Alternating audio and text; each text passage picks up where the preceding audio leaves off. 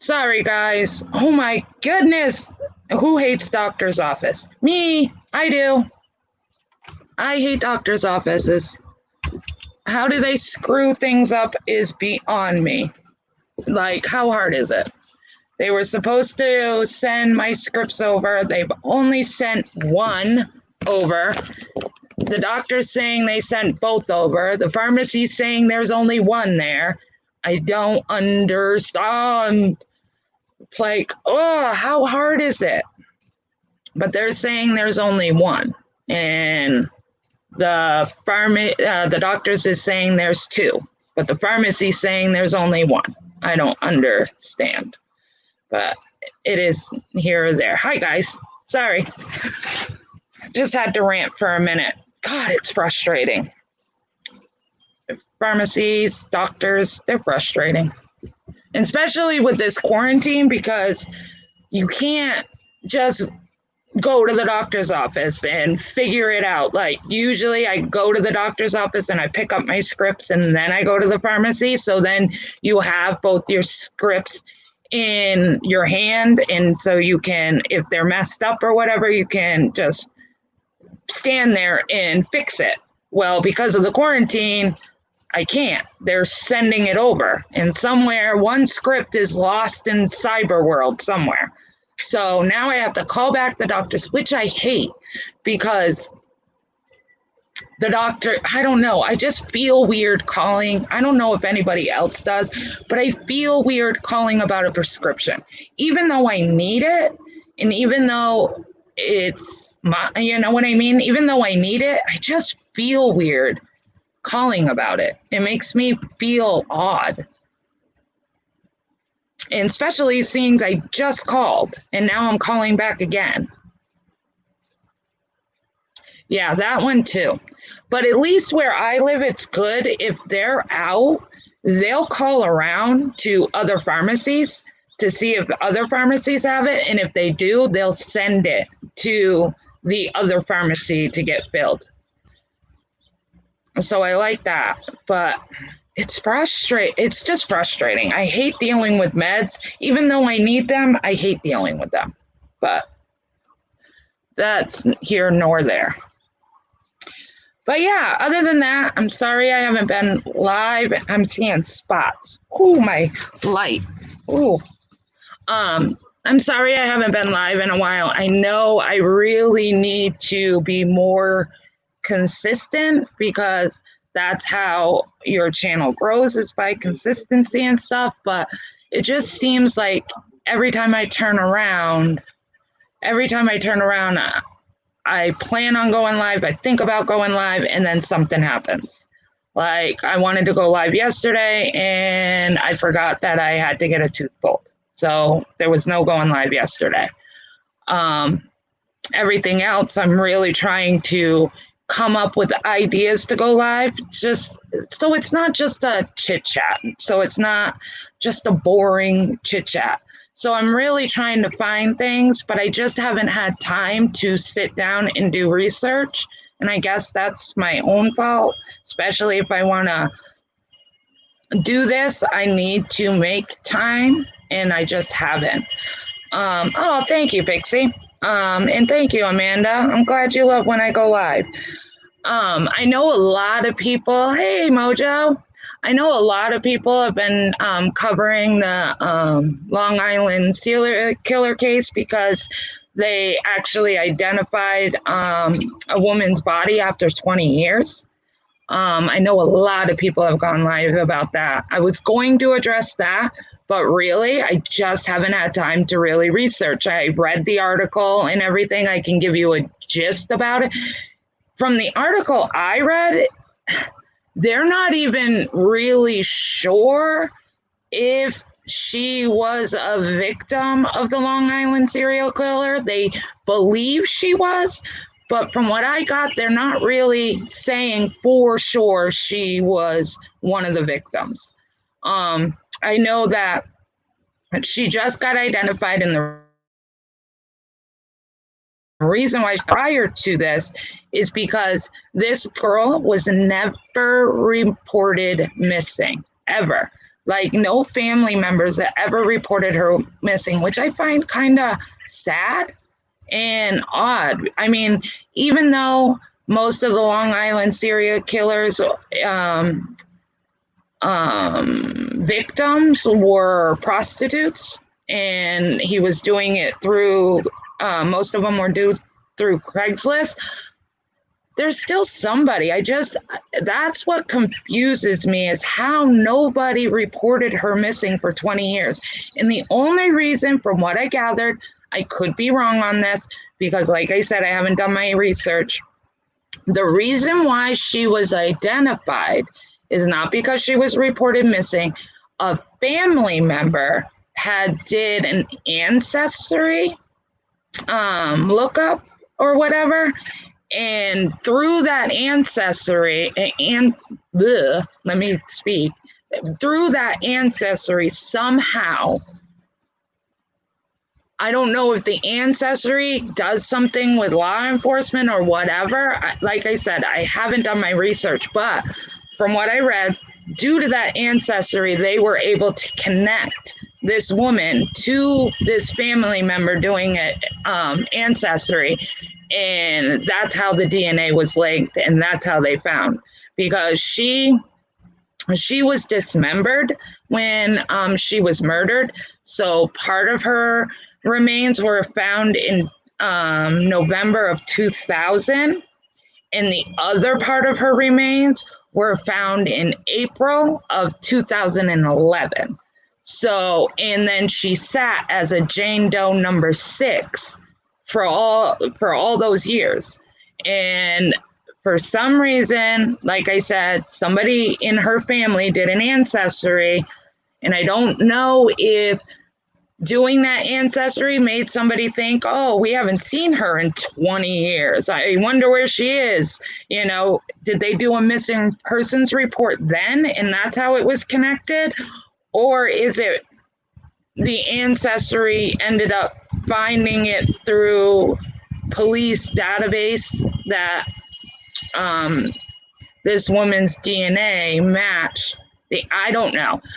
The only thing I found weird, and like I said, I haven't done my research on it, and I know a lot of people. I know Gray has done this, and he is phenomenal at what he does. So if you are interested, absolutely go to Gray's and watch. I hate kind of winging it. I'm not a wing it kind of person. I really like to know facts and do my research for you guys. But I just find it disheartening that even though this woman had a tough past and she might have been estranged from her family, how does nobody report her missing? For 20 years, nobody. They never reported her missing. How heartbreaking is that? He put them in water and grass woodlands, yes, he did. They were all pretty much really close to each other. And I guess she was listed as Jane Doe number 6.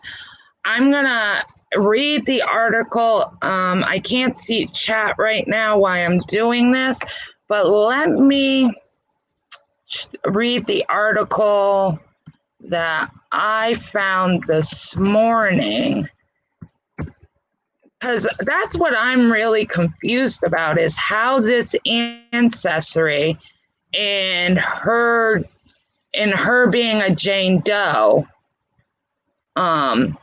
linked together. I find that very interesting. It says the woman whose skeleton remains were found along in New York Beach Highway in an area where body parts of 10 other people had been strewed, was identified as a Philadelphia escort who went missing 2 decades ago. Suffolk County Police say the woman, previously known as Jane Doe number 6, was identified through genetic genealogy technology as Valerie Mack, who also went by Melissa Taylor and was last seen in 2000 near Atlantic City, New Jersey. Determining the victim's identity has brought clarity to a long-running Long Island mystery that attracted national headlines. was featured on true crime TV shows, which I watched all of that. I was really interested in this case, and that's kind of why I wanted to, but like I said, I just haven't had time. For 2 decades, Valerie Mack's family and friends were left searching for answers, and while this is not the outcome they wanted, we hope this brings some sense of peace and closure. And see, that's what I find weird. If they knew she was missing, then why did they never report her missing? Like, I don't know. It makes no sense. Her remains were found in 2 places more than 40 miles and a decade apart. In 2000, she was found near Long Island Split into the Fork, and in 2011, her other parts were found in Gilgo Beach, where the remains of others were found. Most of them were young women who worked as prostitutes. Mack is at least the second person whose remains were found at the beach. Police found the skull of Jessica Taylor and a 20-year-old prostitute who disappeared in 2003 near Gilgo Beach, and most of the rest of her body in a wooded area. There was no familiar relationship between Mack and Jessica, despite Melissa Taylor's name. Yeah, see, I'm just really confused. Now I'll go back to chat. Sorry, I couldn't see chat. I can't wrap my. Exactly, that's what blows my mind, because the news is making it out like her family was worried about her, and it's been a decade of them trying to find her, but they never reported her missing. It makes no sense to me. But like I said, I want to investigate a little bit more on this case. So more than likely same killer, other, yes. But like at the same time, they're not really saying they are, but they're not. They believe she was a victim of the Long Island serial killer, but at the same time, they're not sure. The only reason why they believe she is because she was found on Gilgo Beach with a lot of the other women. So, and they were all in short proximity of each other. So, I'm pretty sure she was. I mean, this guy is still on the loose. They still have not found him. They did find a belt at one point with initials on it, but they can't link it. I remember there was also another woman that answered an ad through Craigslist, ended up on Gilgo Beach in a house, and it was a doctor. It was a doctor, and she ended up running from him and ending up in a marsh and died. But they were saying she died due to drugs and all that, where the family doesn't believe that. But this guy was never charged, this doctor or anything. It's possible the police department didn't do their job. Maybe. Like I said, I don't really want to speak too much because I haven't researched, and I don't want to say false information. But it's crazy seeing that I just did that the Jennings 8 case, and that is still unsolved. And here's this Long Island serial killer, that's still unsolved. It does sound, yeah.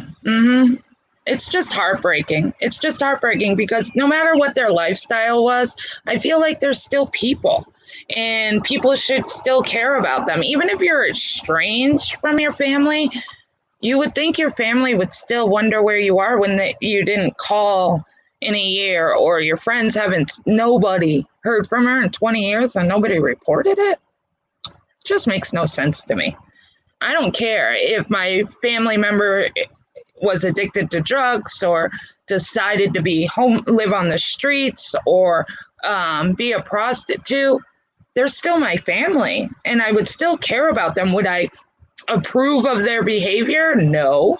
Would I be somewhat distant from them? Probably. But I would still care. They're still a human being. they're still my family. It just makes no sense to me. But anyways, I hope everybody is doing well. I miss you, all of you. I miss going live and chit-chatting with you guys. I called my oldest every other day. I go looking for her. Absolutely. When you don't hear, it makes no sense to me. You might, they're like they say, you put the tough love. I was one that watched Intervention. I don't know if anybody's ever seen that on A&E, and that's about people that are drug addicts and stuff like that. I absolutely love that show. And there was families that enabled and then other families that did tough love. I personally, from experience, I had two parents that they were drug addicts and alcoholics. I grew up around that all my life. Thank God my mom's been sober 17 years. My father, on the other hand, not so much, but it runs in my family, very prominent.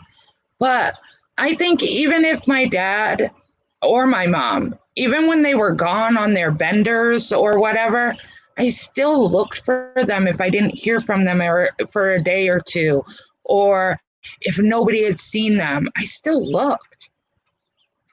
I love that show. Yes. And you can actually watch that show on YouTube. They've put a lot of the series is on YouTube, which is really cool. But I've seen pretty much every single one of them. I faithfully watched it every Sunday.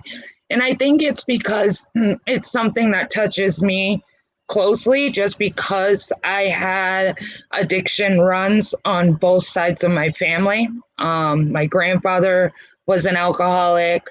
My aunts, my uncles, my mom, my dad, it's very prominent. So I can remember being a kid, and my dad went through a stage of being sober. And I remember being 7 years old, and him coming and picking me up on a Sunday, because those are the days that he used to see me. And we would go to AA meetings.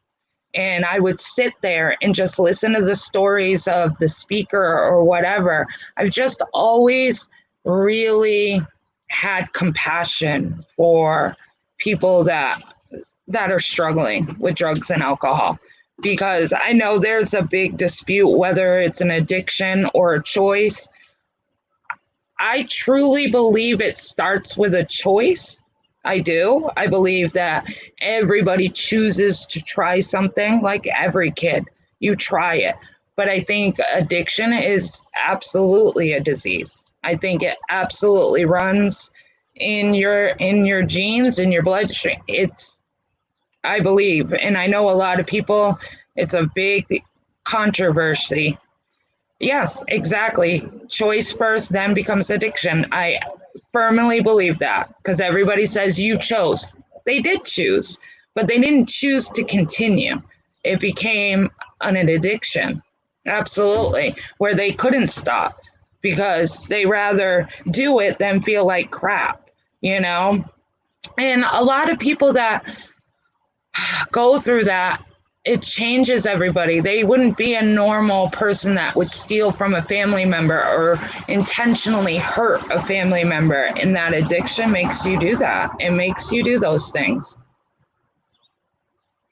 Yep. Yeah. Like I said, addiction runs really rapid on both sides of my family. I mean, I'm lucky enough I don't have that issue. My sister is in recovery. She ended up having it, and knock on wood, my children, but even though my mom was a late alcoholic. My mom didn't become an alcoholic. Like all my childhood, I can remember my mom socially drinking. I can remember my mom going out and having one or two and being home. And then all of a sudden, I moved away, my brother moved away, her relationship fell apart. She was looking for, she was an empty nester. So she was looking for a place to feel accepted. And she ended up going with my aunt to the bar. And my mom ended up being an alcoholic at 43 years old, 43. And so she was a late bloomer, where my dad, on the other hand, was drug and alcohol addicted since I could remember, like all my life. But my mom, it was really weird to have your mom for 16, 17, years of my life, because when she became an alcoholic, I would say I was like 22. So for 22 years, I had a mom that cooked and cleaned and went to all my games and, you know, was an, and then all of a sudden she became an alcoholic and she went to rehab. And like I said, by the grace of God, she's been sober 17 years. And the only reason why I know her sobriety date is because she got sober a week before I got married. So when I got married and she came to my reception, she was newly recovered. So it's kind of neat that my anniversary also falls with my mom's sobriety, which I find really cool. You can start at any age. You're absolutely right. It doesn't, you not necessarily have to be 16 or 17 or 18. You can have a normal, productive life, and then something changes in your life and you're 40, and all of a sudden you become addicted.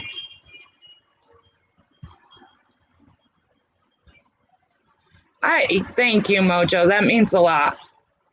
That means a lot. I have, but I never regret things in my life. I think it's made me stronger.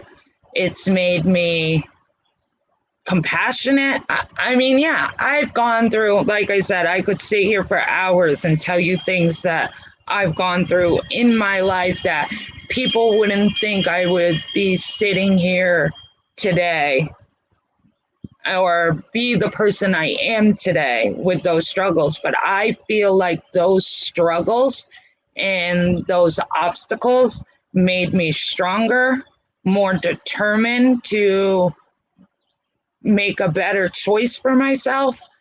Like I said, I could tell you guys stories. Trust me, that's for another live. But yeah, I don't know why we got on that subject, but I'm kind of glad we did. I wanted to, like I said, there's some things I want to touch on. Like, I also have an autistic son. And I have a lot of knowledge about that. I want to be able to talk about that. Addiction, I want to be able to talk about that. There, like, just because of my life experiences, there's so much that I could talk about. Domestic relationships and how people don't understand how women can stay. And you do. You do stay. You stay until you're strong enough to leave, and some women aren't strong enough to leave. There's just so many subjects that I'm passionate about that I would love to touch on. And that's kind of the direction I want to go. Like I said, I don't want to just, I love true crime. It's a passion of mine. But I don't want to just, I want to also discuss just normal things that happen to people in people's lives. And if I could do a live and touch one person, even one person, or one person not to feel alone, then I'm grateful for that. Absolutely, Amanda Teague. I mean, that's what I would love to do, because there's a lot of people on here that could discuss a lot of things, and a lot of people feel ashamed, where my struggles have never made me feel ashamed. And I understand being ashamed. I get that. And I don't knock anybody for feeling ashamed, but I want people to feel like they don't have to be ashamed.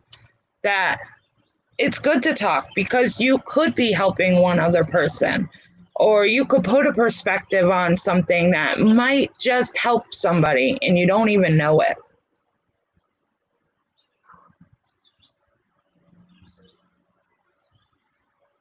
Yeah, but all those ups and downs, Mojo, makes us stronger. It makes us fight harder, you know? Like I said, there was some things I went through that I'm just like, how am I ever going to get through this? I'm never going to get through it. I'm not strong enough. this one's going to take me down. And it didn't. It didn't. I think it made me stronger. I remember being a teenager.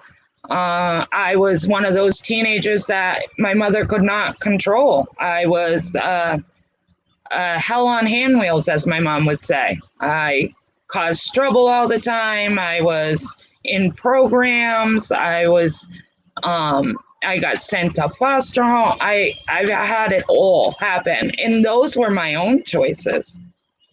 Those were my own choices as a teenager. But I have to say, I was a teen mom. I ended up becoming a teen mom. And my daughter has absolutely changed my life when I was going down a road that I was either going to end up dead in jail, and I ended up getting pregnant. But I would love to talk about teen pregnancy. Like I said, I've been through so much, even being married. I've been married to my husband, God love him, we've been together 21 years. We've been married 17. But even our relationship had struggles. We did things that most marriages wouldn't make it through. And we fought, and here we are today. So even talking about marriages, because a lot of people are like, oh, if my husband ever did that, I wouldn't be able to forgive him. Or if my wife ever did that, I would never be able to forgive him. And let me tell you, it was a hard struggle. It was hard to forgive. It was hard to come together, but we did it. We did it, and here we are 21 years later. But like I said, I could go on for days with the stories that I've been through. So I just want to be able to do a channel where I can give back. Exactly. No judgment for anybody. Nobody. And not everybody would be like me, not some people are adamant that if you do this, there's no turning back. And I agree in that aspect too. But then there's other people that it's worth fighting for. And I felt like no matter what me and my husband went through, it was worth fighting for. And we fought. We did couples counseling. We just fought every day to stay together. And here we are 20, and we laugh now. I mean, looking back, we were only in our 20s when we first got together. And because of my teenage years and becoming a teen mom, and the relationships I had, I never had a decent man. I always had an abusive man or a controlling man. And then I met my husband, which was totally off the spectrum. You know how like some women have a taste, like bad boys, and stuff. When I left my daughter's father, I was determined I was not gonna go with my normal attraction, like a bad boy. I was gonna go out of my comfort zone, and I was gonna find a man that totally was not my taste. And I ended up finding my husband. But at that time, because of the life that I lived prior to meeting him, he was a godsend. He was gentle and nice, but I walked all over him because I never understood how to, I didn't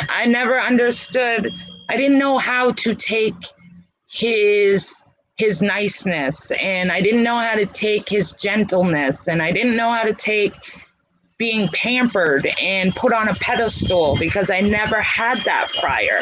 And I literally took full advantage of that, and I walked all over him. And then eventually he couldn't take that walk over anymore, and he gave me that ultimatum, and I wanted to be with him, so I fought for it.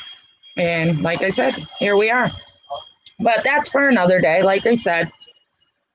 But other than that, that is the gist of where I want to go with my channel. And I know I have to work better on coming live more, not having such far gaps. I know I need to concentrate on the direction of my channel and the research. I agree. My husband and I met in 96, married in 99. I can say our marriage has been the best the past few years. It's called growing up. Absolutely. Absolutely. And now it's great because it's like we're in a new phase, because when we had our issues, it was part of growing up, obviously. We had two children that we had to think about. Our love for each other was worth fighting for. And we fought for it and we stuck together and we made it through. But now we're in a new stage where it's like I'm learning my husband all over again, because now my children are adults. And now my children are doing their own thing. And now it's just me and my husband. So it's like a new stage for us. Like we, instead of just being mom and dad, now we're like Jenna and my husband. We're trying to figure out ourselves again and what things we could do together that's interesting. Because before, the kids would take up all the time, you know? And now we literally have to interact and do date nights, and like we're just learning each other all over again. It's pretty cool. It is. And a lot of times empty nesters, because your children were, it was all about the kids, you lose insight of what your husband likes or what your interests are in your husband. He was just dad and mom was just mom. And a lot of times relationships break because of that. But even though we've been together 21 years, going on 22, it's still, you have to work at it. It never stops. Just like an addiction. To stay sober, you have to work at it every single day. You have to get up and say, today, I'm not going to use. Today, I'm not going to pick up. It's, to me, I think marriage is the same thing. You have to get up every day and work at your marriage. You have to be accountable, I guess, is the word I'm looking for. Yep, absolutely, Mojo. It is not a full circle. Like I said, I think everything you do, just like a job, everything you do, you have to work for every day. I don't think there's anything anybody can say in their life that you don't have to work for. You do. Whether it's a relationship, an addiction, a job, paying your bills, it doesn't matter. You have to work at it every day, because, sometimes you look at the bills and it's like, I really rather go shopping or go on vacation. But if you do that, you're going to lose your house, your lights, your whatever. So you have to work at. I think everything you do is you have to work at. I don't think anything is just simple. And that's just my theory on it. Absolutely, one day at a time. Yep. It looks like it's gonna rain. The leaves are turning up. The wind is blowing, if you can see my flag. I saw somebody saying they would love a porch. For my house, this is my favorite spot, is my porch. I absolutely is the most favorite thing. I don't know if you guys can hear the wind chimes. I have wind chimes blowing, but in the summer, this is where I am all summer long. It's so peaceful. I live out in the woods, as you can tell. I don't live in town. I live outskirts of town. I'm in the woods. It's kind of funny. I should post a picture. Maybe I can edit this, but Saturday was Memorial Day weekend and we had a cookout. And I did a video basically cooking and everything. It was a short video saying that I was having family over, blah, blah, blah. So later in the evening, we're all out back of my house and we're playing cornhole. And if anybody doesn't know that, it's basically a beanbag game where you throw the beanbag and you got to get it on the board or in the hole. And so we were doing it. And all of a sudden, my nephew's like, guys, you might want to walk very slowly away from the Y. And he's like, slowly turn around. So we slowly turned our head to look, and there was a mama bear and her cub literally 10 feet from us in my neighbor's backyard, watching us play cornhole. They were literally just sitting there staring at us playing cornhole. The mama bear was probably about 350 pounds, maybe four, and the cub was probably about 150, maybe 200 pounds, and they're literally sitting there. So my neighbor came out, and his wife came out with pots and pans and was hitting them, trying to scare it away. They wouldn't move.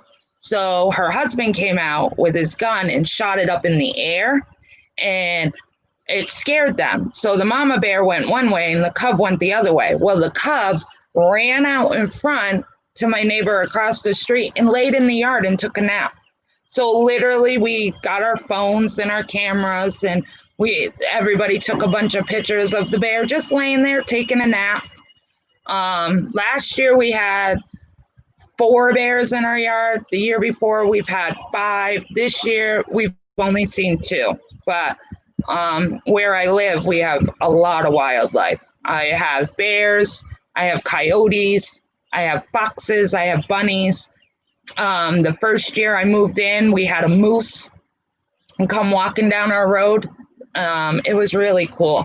It's so awesome, but it is scary. But really, the bears are more scared of you than you are of them, unless it's a mama. A mama with a cub, you don't want to play with. They're very protective of their cubs. And it's so funny because my family has land about maybe 10 minutes from where I live. And we take my dogs and we go on this land. And it's got trails everywhere. Well, 2 years ago, we had my big dog off the leash, and he was walking, and all of a sudden, like a 400-pound bear came walking across, and my dog charged at the bear, and the bear took off running, and then the dog took off running, and then my husband took off running, and the dog ended up treeing the bear. But I looked at my husband and I was like, look, I know we love our dog. I love my dog, but we can't really stop the dog from chasing the bear. And if anything happened, of course, it would crush me. It would devastate me. But we can get another bear. You chasing the bear and the dog? What were you thinking? Like, I can't change my husband. I can't get a new husband. Well, I could, but you know what I mean. I couldn't even believe my husband chased the dog and the bear because he was worried about his dog. My husband and my dog are best friends. When my husband gets home, everywhere my husband goes, this dog goes. But yeah, where I live, there's a lot of wildlife. Like the other day, we had a baby turtle in our yard. So I picked it up and I brought it to my granddaughter. She's 2. And she thought it was the coolest thing. She thought it was it was so cute. But maybe I can edit and I can put the picture of the bear laying in the backyard. But yeah, so it was pretty cool. Maybe I can get a video one day because I know the bears will be back. We always have bears, always. So hopefully I can get a video one day and I'll shoot it for you guys and you guys can see it. Most of the bears that come are brown bears. We do have some black bears, but most of them are brown. But yeah, it's so cool. It's so cool. I was talking to a friend last night, and she's seen bears at like zoos and stuff, but she's never seen one out in the wild. And she's like, I'm coming to your house and I'm going to just sit on your porch. I'll even camp out on your porch just so I can see a bear. So, yeah. But like I said, I just hadn't been live. I mean, like I said, I did a video on Saturday, but it was only a couple of minutes. And I haven't been live since, so I just wanted to come live and say hi and that I appreciate you guys coming in. I love that you guys are enjoying my channel. I'm getting more and more comfortable as time goes on, and I really appreciate you guys supporting me. And I'm gonna jump off because I have to get some housework done before the husband gets home. And like I said, I am working on a couple of things. So hopefully I can go live maybe this weekend. I'm definitely going to set some time out for myself to actually research what I want to do next and put the effort in and stuff, because I want to start coming live more. If it ain't one thing, it's another. We know how life goes. So thank you guys all for coming in. If you haven't subscribed, please subscribe. If you haven't hit the likes, please hit the likes. And I will talk to you guys all later. I love y'all. Have a great rest of your Friday. Stay safe, and I'll talk to you soon. And you're very welcome, Amanda T. Have a good day. Bye.